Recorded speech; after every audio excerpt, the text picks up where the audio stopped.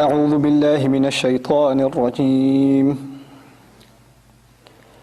ألم يأن للذين آمنوا أن تخشع قلوبهم لذكر الله وما نزل من الحق ولا يكونوا كالذين أوتوا الكتاب من قبل فطال عليهم الأمد فقست قلوبهم وكثير منهم فاسقون اعلموا أن الله يحيي الأرض بعد موتها قد بينا لكم الآيات لعلكم تعقلون رب اشرح لي صدري ويسر لي أمري واحلل عقدة من لساني يفقه قولي والحمد لله رب العالمين والصلاة والسلام على سيد الأنبياء والمرسلين وعلى آله وصحبه ومن استنى بسنته إلى يوم الدين اللهم اجعلنا منهم ومن الذين آمنوا وعملوا الصالحات وتواصوا بالحق وتواصوا بالصبر آمين يا رب العالمين ثم ما بعد السلام عليكم ورحمة الله وبركاته. I'm really honored and also kind of weirded out that you guys waited this long. Alhamdulillah. Wa jazakumullahu khairan for waiting. If I sound a little out of it, it's probably because I am. It's about 8 hours of lecture straight, alhamdulillah. But inshallah ta'ala, I'm here to just share some very brief thoughts with you about an important matter. Something that doesn't come under much discussion nowadays, but it needs our attention. It certainly needs our attention, inshallah. The thing I want to talk to you about is a culture among young Muslims who go on a certain religious journey, especially in Western society. A lot of times, Muslim youth, they live a life of, let's just say, partying. Okay? And then they have an epiphany sometime in life and they turn towards the religion. A lot of youth, brothers and sisters, have this change of heart sometime in their life and they become more serious gradually about the religion. But then what happens is, when they become more serious about the religion over time, they end up becoming very serious about the religion. Very, very passionate. And they find themselves a teacher. Sometimes that teacher is a person. Sometimes that teacher is a series of MP3s or lectures. Sometimes that teacher is a website. Sometimes that teacher is a blog. Sometimes that teacher is an anonymous screen name. Right? But whatever it is, in the end they find themselves a source that they associate as the authentic source for taking knowledge. And when they do and they become very passionate about it, slowly what starts happening is they become very rigid. Become very tough. And the people around them, they don't see, they notice that the people around them are not the same way as they are. They don't acknowledge the same teacher that they acknowledge. They're not understanding the deen the way they understand themselves. So what starts happening is, first they become frustrated with the people around them, especially their family. Right? The youth starts changing, and the first people they become frustrated with is their own family. Why don't you understand? This is the right way to follow the religion. And there's more and more friction. This happens even within a Muslim family. It's even more so when you're a Muslim and your family is not Muslim, but certainly even within your family, if your family is Muslim too, but now you're kind of rediscovering the religion on your own. Right? So this friction develops. But it's not limited to the family either. What happens is you have friends. We've always been friends. But those friends didn't take this religious journey that you did. Or if they did, they didn't take the same journey that you did. Their understanding is a little different. Or they're not as rigid about certain things as you are. They're not as tough about it as you are. And it becomes harder and harder for you to tolerate that. So you start questioning them a lot more. And you come into contact with people that don't see things the way you do. And you make it a point to let them know that they're wrong, that you're right, that this is the way they should do things, there's no other way of doing things, etc. This attitude develops, especially among youth. And there are many reasons for this attitude. There are many reasons for this attitude. The youth himself or herself thinks they're doing what's called Amr bil Ma'ruf and what? Nahi anil munkar. They think they're commanding the good, forbidding the evil. After all, they're telling the brother, the sister, they're telling her a hadith, they're telling him an ayah. They're doing a good thing. This is something they should be doing. This is what's going on in their head. What they don't realize, however, is there's something more going on. There's something else going on. You know, before you become religious, maybe you are, you're the center of attention among your crew. You're a thug, you're a gangster, you're whatever, right? You're the center of attention. When you turn to the religion, you no longer have that. But you need something still. There's an urge inside you to want to show your domination over others. There's an urge inside you. I want to show people that I am in some way, shape or form superior. And in this devious way, sometimes without the person even realizing it, most of the time they're telling people their religious opinion in a show of expressing their superiority. They want to make sure the other person feels like they don't really know the religion. I know the religion. Let me tell you how it's supposed to be. Let me teach you the ayah. Let me teach you the hadith. Don't you know it's this way or that way or the other way? So the religion itself becomes a means by which you promote your own ego. It's ironic because the religion was revealed so we humble ourselves. The deen came so we humble ourselves. And now we're using that very deen to express our arrogance. And this is not just something that happens among the youth, by the way. This happens among elders too. Iblis, on what occasion did he refuse Allah Azza wa Jal? He refused to make sajda, right? What job was Adam alayhi salam going to get? What high salary was Adam alayhi salam going to receive? What promotion was Adam alayhi salam getting that Iblis said, no, I'm more qualified for that job? What was the job? Allah Azza wa Jal created the human being for what purpose? Worship, right? And Adam alayhi salam, inni ja'ilun fil ardi khalifa. He was going to be placed where? On the earth. And what was his responsibility? Service to Allah. It's a religious title. In other words, I'm putting it in simple terms. Adam alayhi salam was given a religious honor, not a worldly honor. He wasn't given a high salary, a big house, all of that. None of that stuff. He was just given a religious honor. So if you think about it, it's kind of weird. Iblis was jealous of Adam alayhi salam over a religious honor. His ego manifested because he thought he was more qualified to serve Allah's deen than Adam alayhi salam. I'm more qualified in this religious capacity. And this arrogance manifests itself when somebody says, I should be the president of the masjid. I'm the right MSA president. Why did they pick him? Why did they pick her for this task? Why didn't they pick me? This is a religious task. You're not going to get it. You don't get money when you become MSA president. You don't get you don't get a new car when you run the masjid. But yet you see across this country, people fighting tooth and nail over what?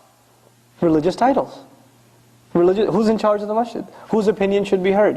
Why? This is a disease that started where? It's pretty old. That virus started with Iblis. Right? He's also vying for religious authority. And this is a disease. It's at the heart of it, it is a disease. And one has to identify that disease if it exists inside themselves. When the attitude seeps inside you, thank God for me, because if it wasn't for me, I don't know, these people would have been so deviant. At least I'm here to set them straight. If that's your attitude, you've got a serious problem. You really have a serious problem. Because now you think the deen depends on who? On yourself. The deen doesn't need us. We need Allah's deen, but Allah's deen is in no need of us. Right? Wallahu ghaniyun hamid. Allah is free of need. He doesn't need us. We have to humble ourselves. And this ego, again, I'm talking about it in a religious context, but in another context, it even happens inside the family. If I die, who's going to take care of my family? Who's going to pay the bills? If I don't do it, who's going to do it? That thought comes in your mind, right? But our time of death is written. Whether you think you need to save this much money or that much money, or you need to get that promotion, or whatever you need to do, you think what you need to do. But if Allah decides, I'm gone tonight. If it's written, it's written. And you know what? After I go, my kids, my wife, my husband, whoever, Allah has already taken care of them. I should never have thought I was the one taking care of them to begin with. I wasn't the one taking care of them. Allah was. He had been all along. I was deluding myself into thinking it depended on me. Nothing depends on me. Nothing depends on me. I am not the source of any good. Allah is the source of all good. When ego is the root problem, where does ego come from? Ego comes from the source point. The starting point is when someone doesn't truly appreciate what Allah is, who Allah is.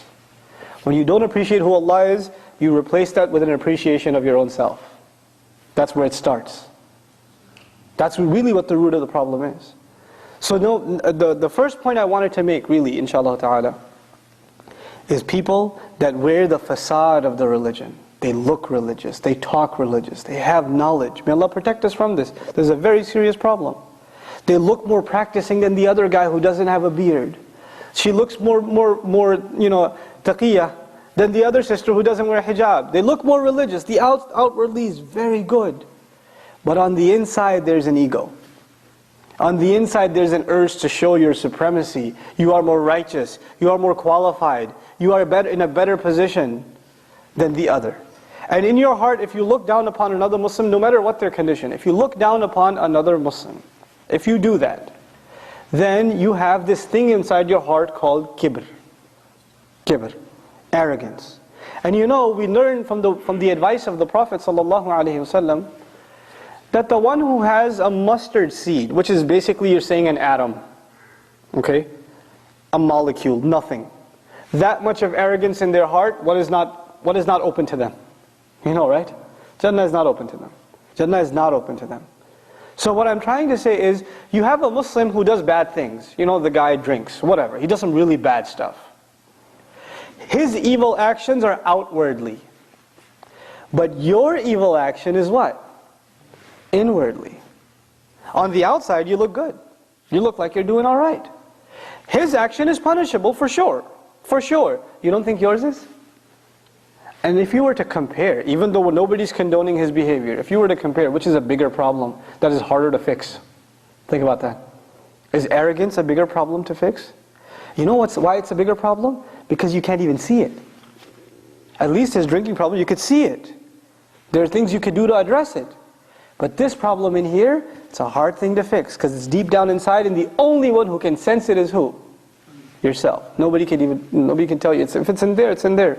We can't judge any of each other. We can't judge, I can, while I'm giving this talk, you're listening, you're like, I can think of somebody who's pretty arrogant right now that should be listening to this. Don't think of anyone else. That in and of itself, that's a sign of arrogance. Who should you be thinking of? Yourself. The counsel of the religion is not for anyone else first. Who is it for first? Yourself.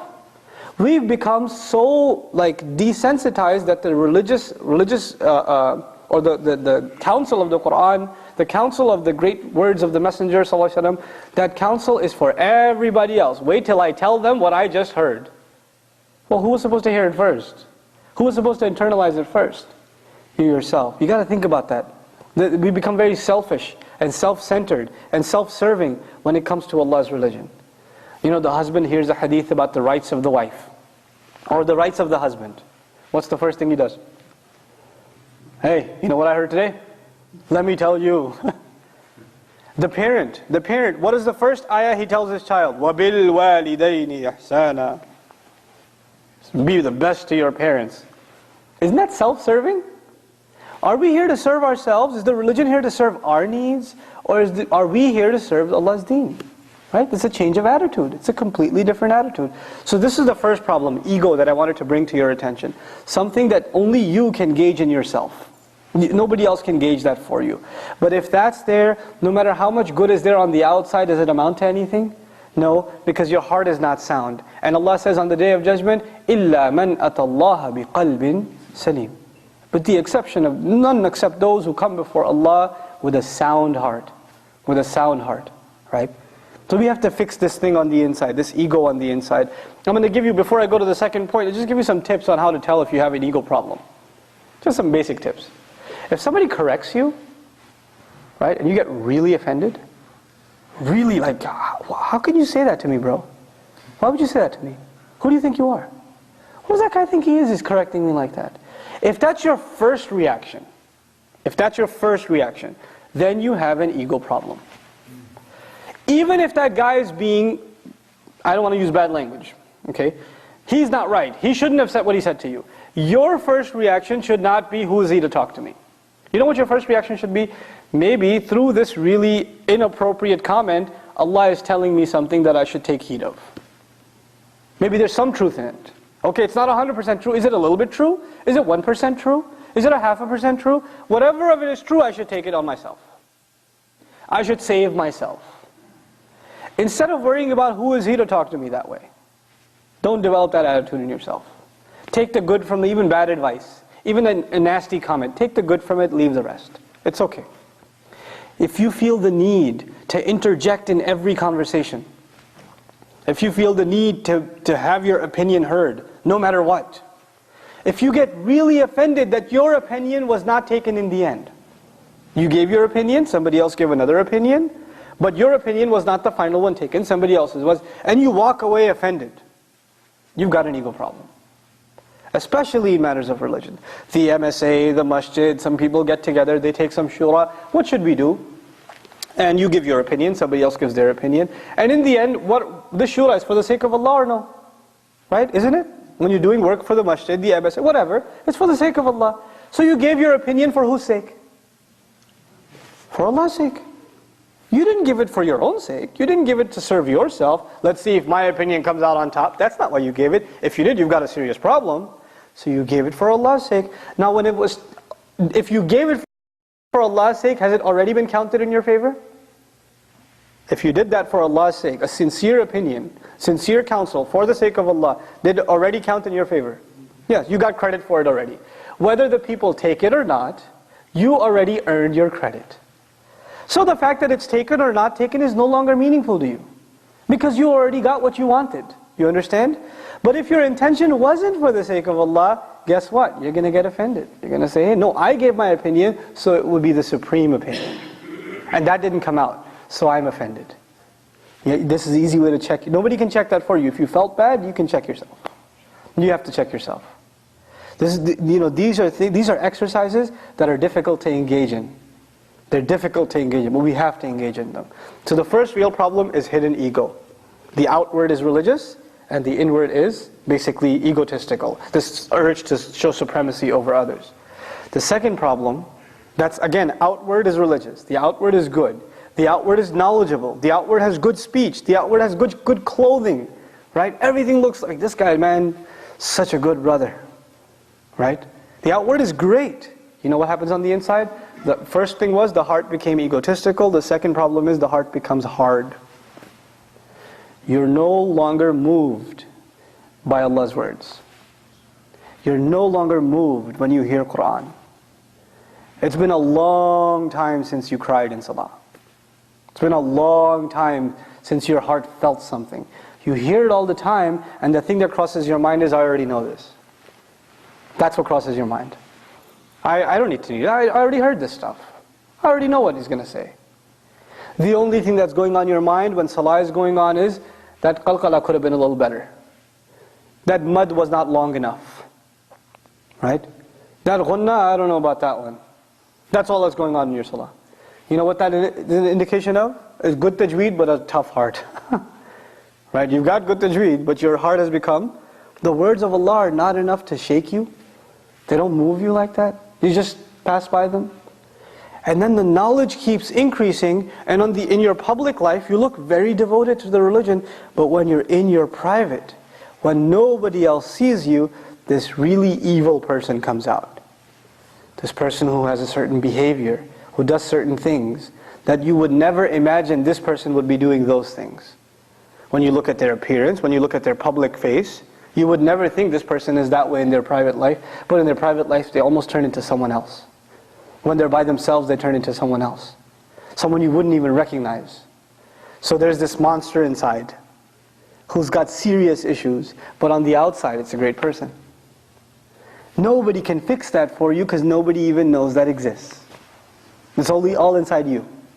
So the first problem is ego, the second problem is a heart that becomes hard. These are both spiritual problems, by the way. Problems of the heart, aren't they? Right? And the only one who can gauge this is who? Yourself. And now, there are some, inshallah, towards the end, inshallah ta'ala, some tips on how to fix this stuff, right? That'll be towards the end. But I want to just wrap this second point up really quick, inshallah ta'ala, of the heart becoming hard. Allah Azza wa Jalla says, the ayah I recited in the beginning, Surah Al-Hadid, Allah is talking to the people of the book. And then He talks to us. He says, أَلَمْ يَأْنِ لِلَّذِينَ آمَنُوا Isn't it time for people who claim to believe yet, أَن تَخْشَعَ قُلُوبُهُمْ لِذِكْرِ اللَّهِ, that their hearts should be filled with awe, their hearts should be overpowered, they should become numb. You know when your muscles become loose and weak? That's khushu' actually. When your muscles feel weakness in them. You feel like an overwhelming sense, an overpowering feeling. Right? Allah says their hearts should feel overpowered and weakened. Right? By the fear of Allah, by the remembrance of Allah. Isn't it time yet for believers that their hearts should feel like that because of remembering Allah? وَمَا نَزَلَ مِنَ الْحَقِّ. And isn't it time that their hearts should feel like that because of what came down from the truth? What is that? What came down from the truth? Quran. It's referring to the Quran. Then Allah gives a warning in the same ayah. He says, وَلَا يَكُونُوا كَالَّذِينَ أُوتُوا الْكِتَابَ مِنْ قَبْلِ. They better not become like those who were given the book before them, much before them. فَطَّالَ عَلَيْهِمُ الْأَمَدِ. A long period passed over them. Meaning they were holding on to the book for a long time. But as they were holding on to the book, you know when you first turned to the religion, you were very excited about it? That excitement went away. All that remained was the outer shell. So what happened to those people? فَقَسَتْ قُلُوبُهُمْ. Their hearts became hard. After a long period of time, the religion just became a routine. Something they just do. Something that's just there. It's just they're just doing it because they're used to doing it. But it's not something that moves their heart anymore. Their hearts have become hard. And once your heart becomes hard, it's easy for you to become corrupt. Therefore the next part of the ayah, وَكَثِيرٌ مِّنْهُمْ فَاسِقُونَ. Much of them are corrupt. A good number of them are actually corrupt. The ayah ended with the people of the book, but where did it start? أَلَمْ يَأْنِ لِلَّذِينَ آمَنُوا. The discussion is really about those who actually claim to believe and how their hearts become hard. And if that's what you sense inside yourself, if that's what you sense, and you know, no one can gauge that for you. Once again, I iterate that again. No one can gauge that for you. The only one who can gauge that for you is yourself. No one else. How humble you are before Allah, how humble you are before others. You can't gauge that, except by it for yourself. Allah Azza wa Jal, if you find yourself in a hopeless state where you feel like your heart has in fact become hard, and you have developed this sort of a problem where sometimes the religious personality or the appearance of the religious personality is very intimidating. It's hard to talk to them. You're scared to be around them because you know they're going to talk down to you about something. Right? You're afraid of them. A lot of times sisters that wear hijab, sisters that don't wear hijab, they cross the street and go the other way. Oh, there she comes again, hijab police. Right? She's going to tell me something. She's going to say something. Make me feel bad. Right? Now on the one hand that's paranoia, but on the other hand sometimes it is true. There are people that are very condescending to others. They're arrogant towards others. Tell me this, weren't you a party animal not too long ago? And when people try to tell you about it, how did you behave towards them? Did you forget where you came from? How far Allah brought you? Right? People forget that. People forget where they used to be and where Allah brought them. And then years later they see someone who's a party animal and say, Astaghfirullah, how could you be like that? Where were you? That guy should remind you of yourself. You were exactly like that. So you should remember Allah's favor upon you. وَكُنْتُمْ عَلَى شَفَا حُفْرَةٍ مِّنَ النَّارِ. You used to be at the very edge of the fire. فَأَنْقَذَكُمْ مِنْهَا. He pulled you out of it. And it's in that ayah Allah says, فَأَلَّفَ بَيْنَ قُلُوبِكُمْ. Right? The same ayah. He put love between your hearts. To have love between your hearts, you have to remember you used to be at the fire's edge yourself. Then you got pulled back, and it wasn't because of you. It's not because you're a really smart person, and that's why you deserve to be pulled back. Whose favor was it to you? It was Allah's favor to you. How dare you look at somebody else and think like that? Right? This arrogance is a horrible thing. It'll wipe out all the goodness out of you. It'll wipe all the goodness out of you. And it is most of the time our youth who end up into heated debates about whatever, if it's a theology issue, if it's a fiqh issue, if it's an MSA presidency, I don't care what the issue is. Doesn't even matter. You know usually what the root problem of the debate is? It's ego. It's a big ego. That's all it is. People talking about scholars like they're talking about some athlete. You know, that guy, I don't like him. I don't like what he says. Excuse me? Do you know what journey he made for the sake of Allah? Even if you disagree with him, the fact that he left his home, whoever that scholar is, and traveled halfway across the world to seek knowledge, and spent nights and nights and nights praying and memorizing and studying, you're going to just pass a comment on him like, I don't like what he says, I think he's deviant. How dare you? What have you done? What puts you in that position to be able to say that? And you know, if you disagree with a Muslim and you think they're wrong, what should be your first attitude towards them? You should pass a verdict on them that they're headed to hell, or should you genuinely be concerned for them? And if you were genuinely concerned for them, you wouldn't talk to anybody else about them. Who would you talk to? Themselves. You would go and talk to themselves. If there was sincerity in you, you would address your concerns to them, not to anybody else. But this shows lack of sincerity. This shows ego. This shows you've got your team, you're rooting for your side, and you're just going to make comments about the other. That's immature, arrogant, egotist. This is what it is. Now, if that's the state we've reached, now we're coming to a little bit of the remedies. First of all, the first remedy is hope itself. Hope isn't lost. Allah Azza wa Jal in the next ayah, so beautiful, man, subhanallah.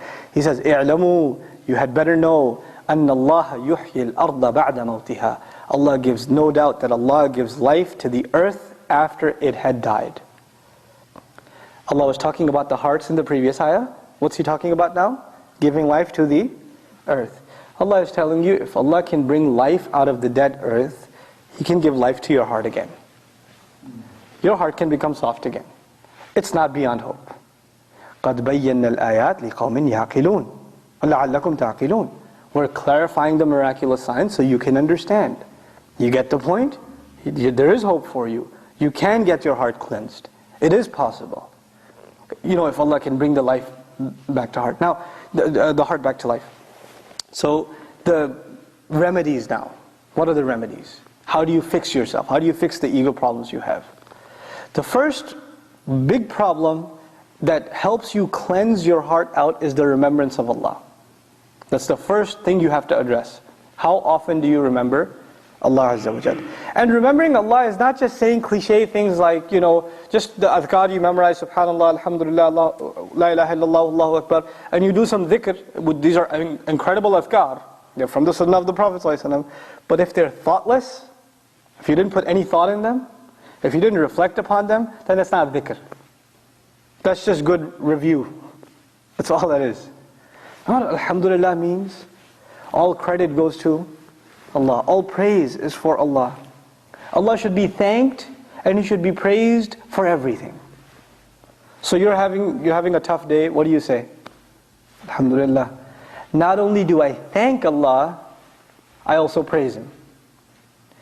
Whatever's happening must be good, and so good that I thank Him for it. And not just that I thank Him for Him, I also praise Him for it. What an awesome thing He did. In light of your, Jazakallahu khairan, it's really nice of you. Despite your, troubles, you say Alhamdulillah. But when you mean it, it's something else. Now you're really remembering Allah. And this hamd of Allah, giving credit to Allah, what does that teach you about yourself? Whenever something good, you think you accomplished something good, what are you supposed to say? Alhamdulillah. Who did you actually give credit to? Allah Azza wa Jalla. But you do that from your heart. You don't just say, somebody comes to you and says, brother, great khutbah. You say, Alhamdulillah, yes I know.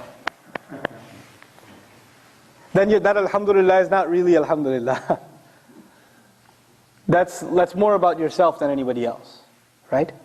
You have to learn to be uncomfortable with praise. You should be uncomfortable with praise. You should be quick to give credit immediately to Allah. And at the same time to put yourself down. You don't know, brother, you don't know. I don't think you should say that. You don't know what I'm really like. Allah knows. Just make dua for me, that's it. I don't need your praise, I need your dua. I don't need you to thank me. Sister, I don't need you to tell me, the other sister says, you're such a good sister. No, I don't need to hear that from you. That doesn't help me. That actually hurts me. Because when somebody tells me how good I am, what does that boost? My ego. Right? And that's the biggest problem you can ever have. So nobody's doing anyone a favor by praising them. And one last thing to add to this about humility. When somebody comes and talks real nasty to you, right? And they're condescending to you, It's a good way to put your ego down. So they may have even done you a favor. That may have been, they think they've won over you, but maybe that's a message from Allah. Maybe that's a gift from Allah to give you the gift of humility. Maybe that's what it is. This is what Ibn Taymiyyah rahimahullah used to say. When someone offends me, I think it's a gift from Allah that He's teaching me humility. SubhanAllah. It's a different attitude. Then learn to serve people for the sake of Allah. Give to the, a lot of times people get burnt out. And this is the last thing I want to say about religious folks, right? Especially youth. They do so much activity. They join an organization, they join a group, they join a masjid, they join whatever program, and they're fired up and they're burning themselves out, running after this program, left and right and left and right. And eventually, you know what happens? They get burnt out. They get completely burnt out. And when they burn out, they're never able to recover from that again. Keep a balance. Take it easy. You don't have to do everything in one weekend. You don't have to do everything in one summer. It's okay. You can keep it gradual. Keep up with it, inshallah ta'ala. But when you do things for the sake of Allah, and you get frustrated that you're not seeing results, like this talk. I was invited, and I said, okay, I'll come, Sunday night, no problem. Why not come Saturday night? Nobody's going to be here. You know what my first reaction was? So? I'm not coming here for you. Why am I coming here? There's a bigger reason. You're not paying me, who's paying me? Right? So if there's one person here, or 100 people here, or no one here, did I already get my credit if I had the right intention? I did, if I had the right intention. Why did you come here? If you came here because your friends are coming, because you got nagged into coming, because your ride isn't leaving so you're stuck here, then you got nothing. But if you were here, say, what your intention was, I'm going to remember Allah tonight. I'm going to come closer to Allah tonight. Did even the wait, when there was nothing going on here, did that count in your favor? Change of attitude, change of intention, right? It'll help you so much in life. Because when you do things, you'll pass out the flyers, and you will invite people, and nobody will show up, and you'll say, oh, people don't listen. You won't be frustrated. You know why? Why were you passing out the flyers? Why were you sending the invitations? Where did you put the expectations with? Your job is the effort, his job is the results. You're not in charge of the results. When you internalize that, life becomes so much easier. And you become more satisfied with yourself. You don't become frustrated, oh, there were only a few people there. There could have been more. Yes, there could have been more. But that's in the hands of Allah. Did I do my part? Did I make enough effort? That's the only question to ask. And were my efforts seriously for the sake of Allah? That's the question to ask. These things I bring up because intentions are not something you make once. There was one time in your life you made the intention you're going to serve Allah's religion. You're going to become a better Muslim. You made that intention. But that intention can get rusty. So you got to keep going back. You got to keep fixing it. And everybody else thinks your intention is strong because they only see what? The outside. What don't they see? The inside. And because they see the outside, they tell you, you're pretty good, man. And you start believing them too. So you're only making the problem worse for yourself. The first remedy was remembering Allah. The second remedy, find better company. Find company of people that are better than yourself. The third remedy, important remedy, learn to keep your mouth shut. Learn to keep your mouth shut. If you see something really bad, find a humble way of giving advice to a Muslim. Think, are the words I'm going to say to them, are they going to make them even more, averse to the religion? Or should I find some loving, soft way of slowly pulling them back without compromising the principles? But can I bring them in closer to the deen? Maybe change their company, maybe change of scenery, maybe if they heard a little bit of advice. You don't want to change their behavior first. You want to change what first? Their heart. Once their heart changes, behavior will change automatically. Most of the time we go after people's what? We go after their behavior. You can't change people's behavior. You can only remind them and hope that Allah changes their hearts. Right? Your job is to remind. فَذَكِّرْ.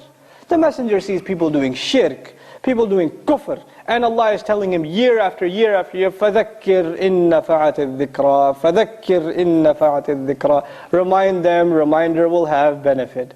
The man sallallahu alayhi wasallam is doing da'wah to the same bunch of really bad people for 10 years, and Allah keeps telling him, remind, it's going to have benefit.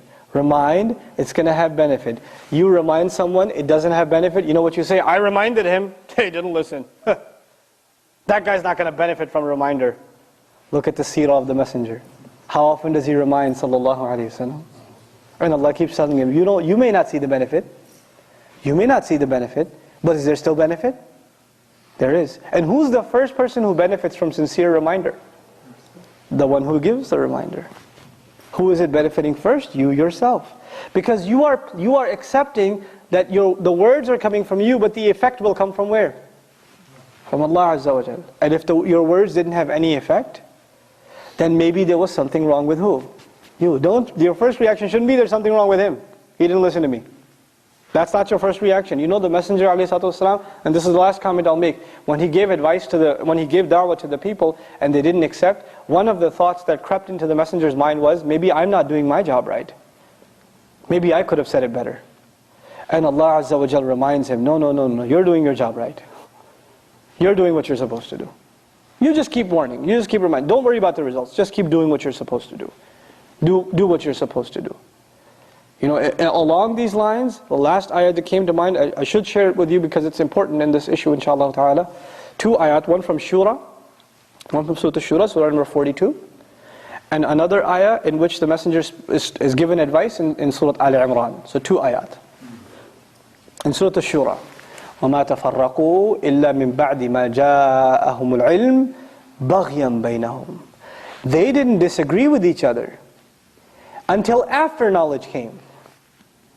They didn't disagree with each other until after knowledge came. So who's disagreeing now? Knowledgeable people. Knowledgeable in what? Knowledgeable in what? Science, physics, chemistry, biology. What are they knowledgeable in? The religion. Knowledgeable in the book. Knowledgeable in the sunnah. And what are they doing after that knowledge? Falling into disagreement. Why? Allah gives the reason too. بَغْيًا بَيْنَهُمْ. Out of an urge to dominate over each other. They had this urge, they want to feel superior, and what's their weapon by which they feel superior? Knowledge of the religion. They turned that into a means by which they can inflate their ego. SubhanAllah. What a horrible crime. And it's that ayah where Allah Azza wa Jal, by the end, He says, وَلَوْلَا كَلِمَةٌ سَبَقَتْ مِنْ رَبِّكَ إِلَىٰ أَجَلٍ مُسَمَّى لَقُضِيَ بَيْنَهُمْ. Had it not been that a time had been appointed for them from ahead of time, meaning had it not been that Allah had already decided when they will be punished, their matter would have been dealt with immediately. They would have been punished right away. This is a high crime. This is a high crime that they're doing. Using the weapon to disagree, the knowledge as a weapon to disagree with each other, not for any other sincere reason except ego. A horrible, may Allah protect us from that crime. Especially our youth, man, youth culture in this country. You're playing ball, somebody blocks your shot, what happens?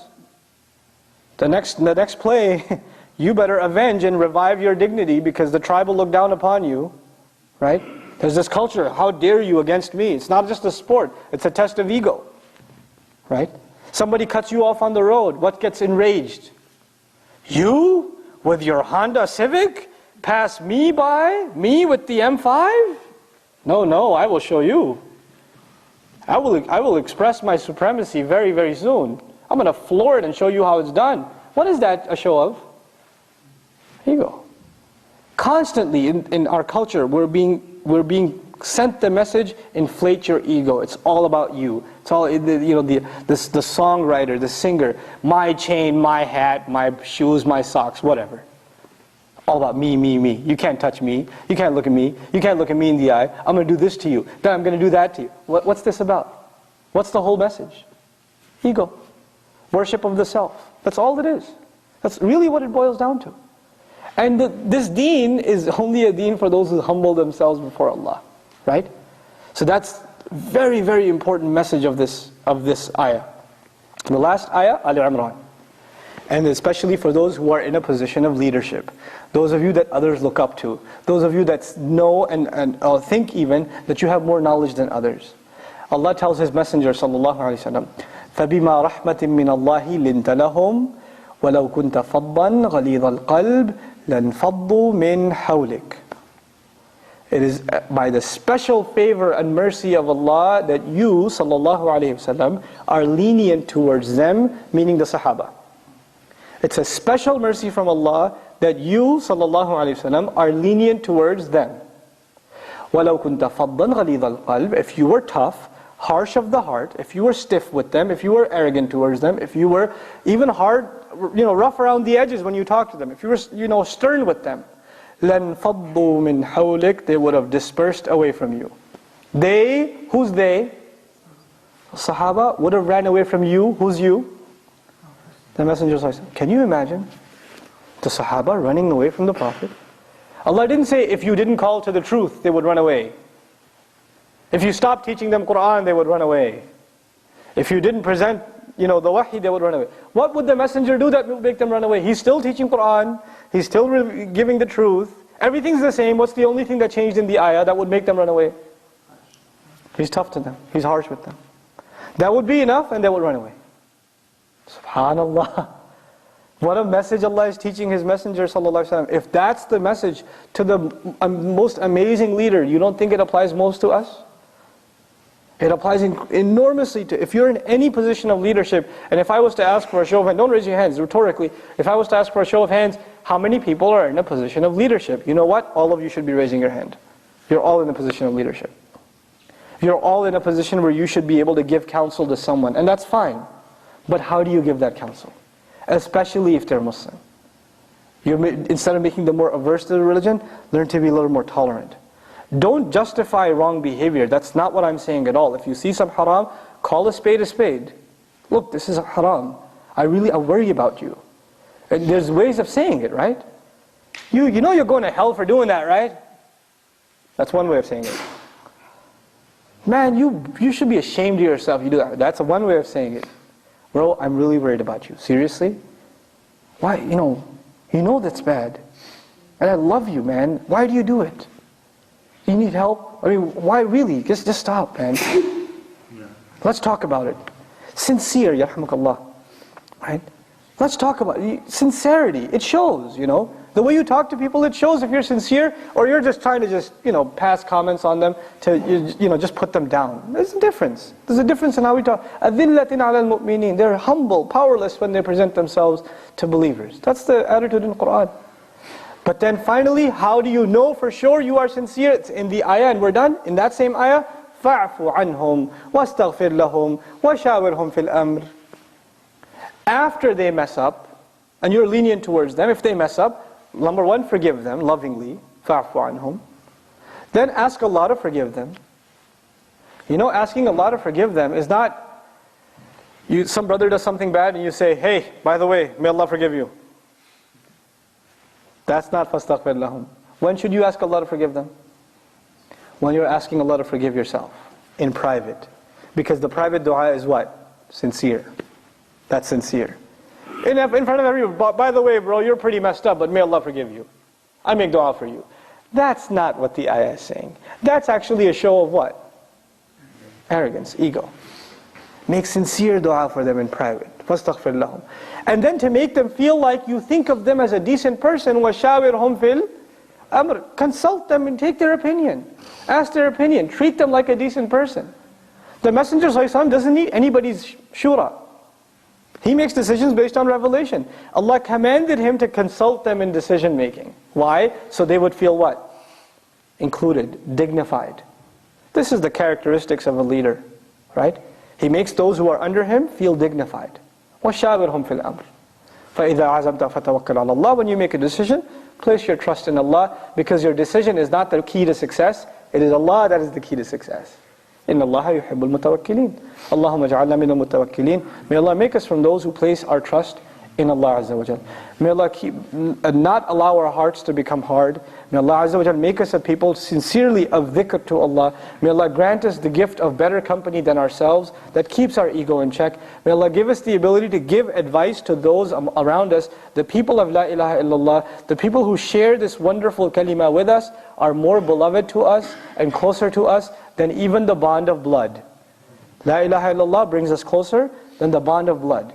And may Allah Azza wa Jal make us share that love and affection and unity with the other Muslim and show them that sincerity from the bottom of our heart. May Allah Azza wa Jal penetrate good advice into the hearts of those who need it. May Allah Azza wa Jal make us capable of taking advice and taking the best of it and not allowing the advice to become a means by which our egos are inflated. May Allah Azza wa Jal keep us humble before Him.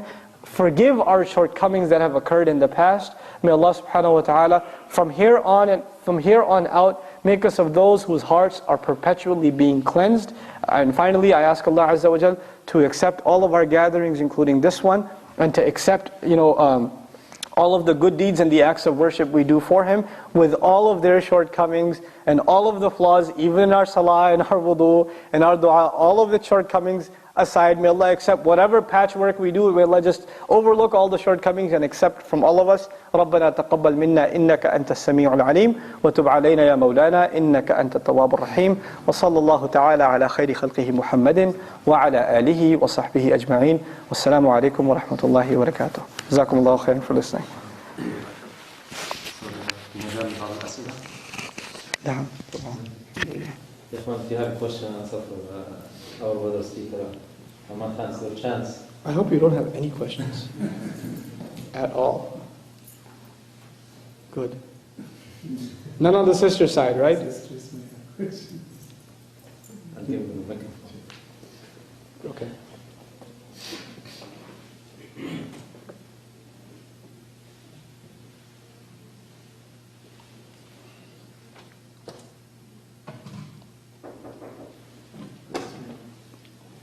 Usually that means a question. It's not good.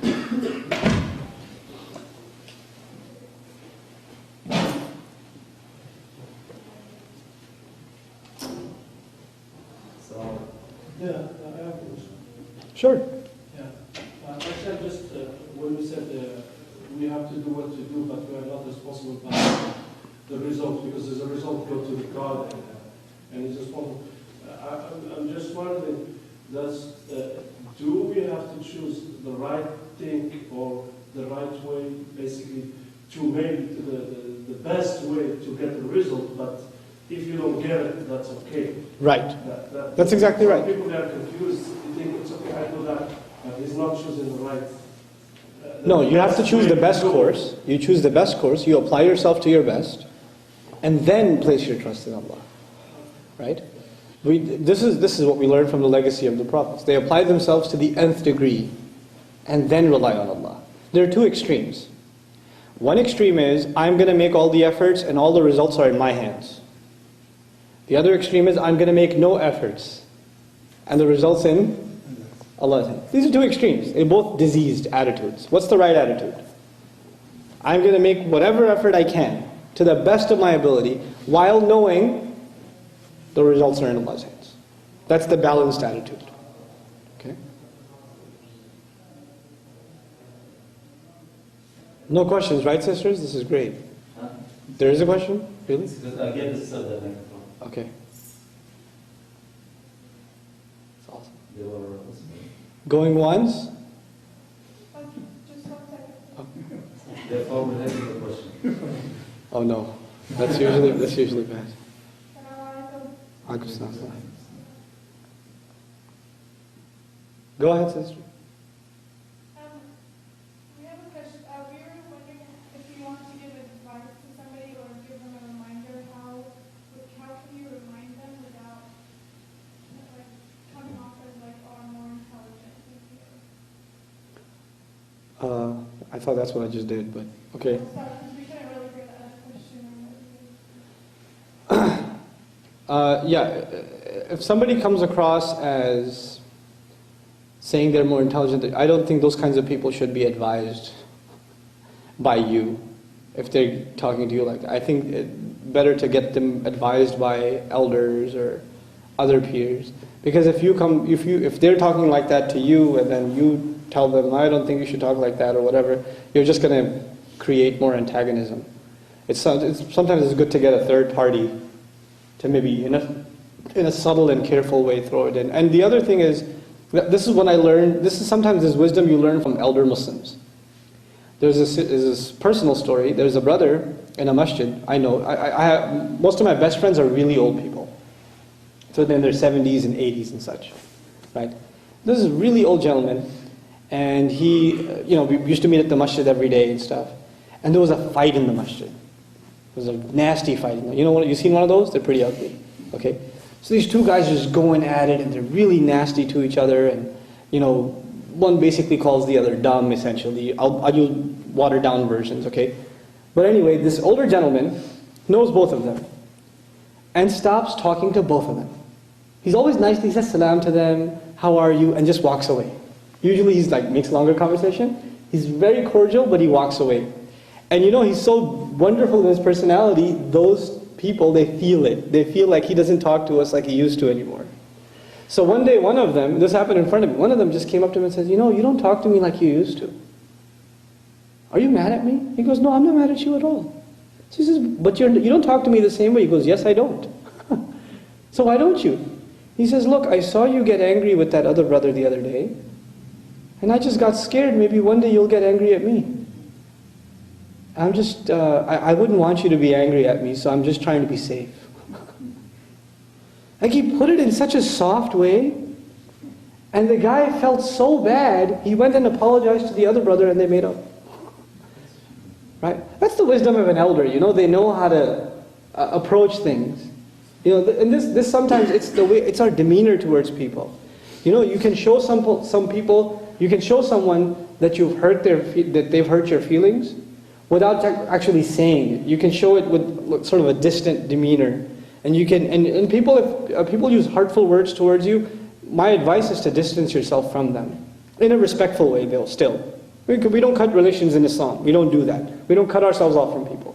But it's a healthy thing to distance yourself from someone who uses abusive language towards you. That's a healthy thing to do. And if there's any ounce of good in them, they will feel it. Right? And they'll come to you and say, what's happening? Why aren't you talking to me? But if there's no good in them, guess what? They'll say, good for them, good for me. I don't want to talk to you anyway. So that's probably good for both of you. Right? But distancing yourself is probably my best advice. Inshallah ta'ala. It's a silent kind of advice in such cases. Wallahu ta'ala. That's it? We're all done? Alhamdulillah. I think we're all done. Subhanakallahumma wa bihamdik. Nashhadu an la ilaha illa ant. نستغفرك ونتوب إليك. السلام عليكم ورحمة الله.